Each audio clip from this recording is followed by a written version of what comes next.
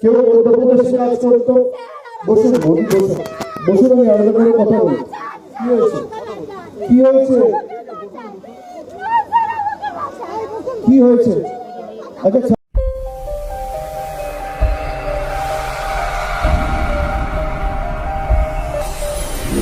পরিযায়ী শ্রমিক যারা আছে, এই পরিযায়ী শ্রমিকদের নিয়ে মালদার জলঙ্গাতে অভিষেক বন্দ্যোপাধ্যায়ের সভা। আপনারা ইতিপূর্বে সকলে জানেন, বিগত 1 থেকে 1.5 মাস আগে ভারতবর্ষের বিভিন্ন বিজেপি শাসিত রাজ্যগুলোতে বাংলার পরিযায়ী শ্রমিকদের উপর অনবরত অত্যাচার চালাচ্ছে বিজেপি। শ্রমিকদের উপর যে অত্যাচার বিজেপি শাসিত রাজ্যগুলোতে হয়েছে তার কিন্তু খণ্ডচিত্র আমরা আপনাদের সামনে ফেসবুক লাইভের মাধ্যমে তুলে ধরছি। মালদার 12টি বিধানসভা থেকে বেশিরভাগই ব্লকের পরিযায়ী শ্রমিকরা কিন্তু আজকে এসে উপস্থিত হয়েছে সরাসরি মালদার জলঙ্গাতে, যেখানে অভিষেক বন্দ্যোপাধ্যায় নিজে তাদের সাথে কথা বলছেন। একতা হোকে ভোট ডালেঙ্গে। পেটের টানে এই বছরটা আপনাদের সকলের খুব ভালো কাটুক। প্রত্যেকটা দিন আপনাদের পরিবার পরিজন বন্ধু বান্ধব আপনাদের সাথে যারা রয়েছে সবার আগামী দিনগুলো আনন্দময় এবং সমৃদ্ধশালী হয়ে উঠুক। আমি সর্বশক্তিমান ঈশ্বর আল্লাহর কাছে প্রার্থনা করি। কেউ উড়িষ্যায় কাজ করতো, কেউ মধ্যপ্রদেশে কাজ করতো। বসুন বসুন, আমি আলাদা করে কথা বলি। কি হয়েছে কি হয়েছে কি হয়েছে? আচ্ছা, ছাড়ুন ছাড়ুন ছাড়ুন ছাড়ুন। কি হয়েছে বলুন? কি মেরে ফেলছে? ঠিক আছে, আমি দেখলাম।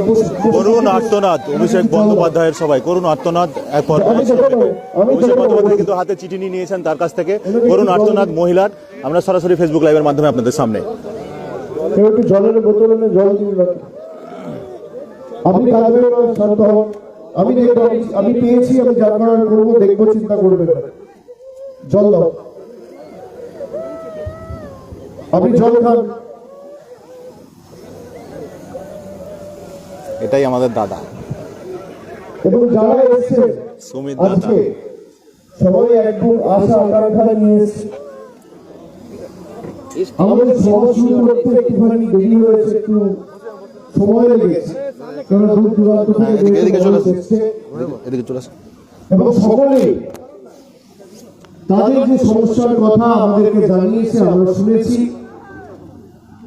আমি প্রথমেই আপনাদের বলবো যে এই যে মালদা জেলা, এই মালদা জেলায় 2021 সালে প্রথমবার মালদা জেলার মানুষ একদম ধারাবাহিক ভাবে, আচ্ছা ওরা তো সাংবাদিক, ওদের কাজটা করতে দিতে হবে।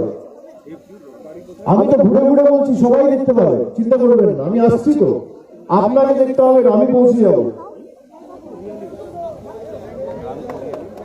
আপনারা ব্যতিগ্রস্ত হবেন না, আমাকে সবাই দেখতে পাবে।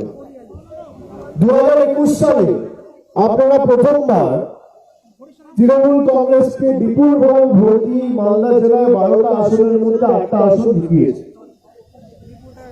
তারপরে এই যে 3 বছর 21 থেকে 24, এখানে আমাদেরকে অবহেলা, অপমান বা আমাদের অসম্মান করা দুঃসাহস কোন বিজেপি নেতা বা কর্মী কোন অন্য রাজ্যে দেখায়নি।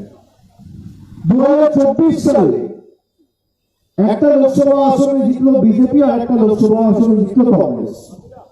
ওই মঞ্চে বসে আছে একটা ছেলে রয়েছে, ওর নাম হচ্ছে বিনয় বিশ্বাস, গাজলে বাড়ি। এখানকার লোকসভা কেন্দ্রের সাংসদের নাম হচ্ছে খগেন মুর্মু, মানে গাজল বিধানসভা যে লোকসভা অন্তর্গত মালদা উত্তর, তার সাংসদের নাম খগেন মুর্মু।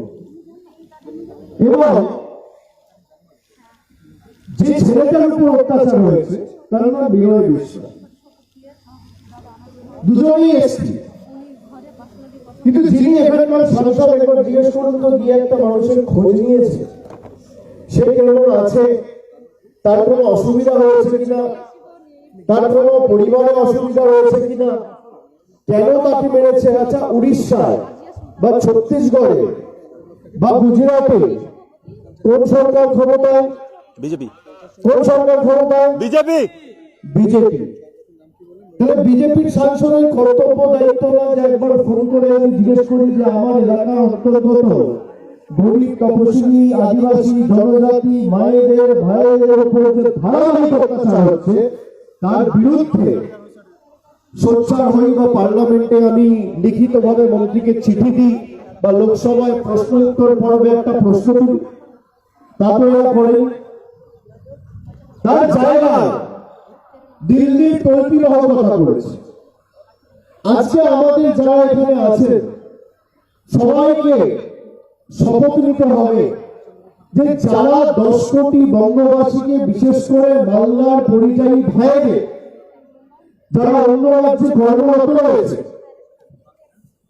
তাদেরকে যে বাংলাদেশি বলে দাগিয়ে দিয়ে, বাংলাদেশি বলে আমাদের ভাষা আমাদের সংস্কৃতিকে অস্বীকার করে বাংলাদেশে পুষব্যাক করেছে। এই মঞ্চে একটা ছেলে আছে, চোর জবরদস্তি রাজস্থানের পুলিশ ধরে বাংলাদেশে পাঠিয়ে দিয়েছিল, আইনি মামলা লড়ে আমাদের সরকার আমাদের দল ফেরত এনেছে। মানুষ তখনই বিপদে পড়েছে, পাশে দাঁড়িয়েছে কে? মমতা বন্দ্যোপাধ্যায়ের সরকার, তৃণমূল কংগ্রেস। আগামী দিনে ব্যতিক্রম হবে না। আমি যে কথাগুলো বলছি মনোযোগ দিয়ে শুনুন। এই যে আজকে মালদা জেলায়